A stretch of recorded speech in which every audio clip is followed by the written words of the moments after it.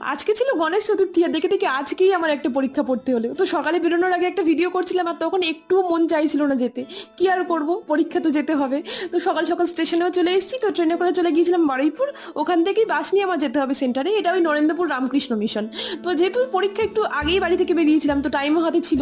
তো এই মন্দিরের মধ্যে অনেকক্ষণ বসেছিলাম, বেশ ফাঁকাও ছিল, বসে থাকতে খুব ভালো লাগছিল। তো এখানে বসেই লাস্ট মিনিট একটু প্রিপারেশন নিচ্ছিলাম। তারপরে পরীক্ষা নিয়ে একটু ব্যস্ত হয়ে গিয়েছিলাম, ভিডিওটাকে আর কন্টিনিউ করা হয়নি।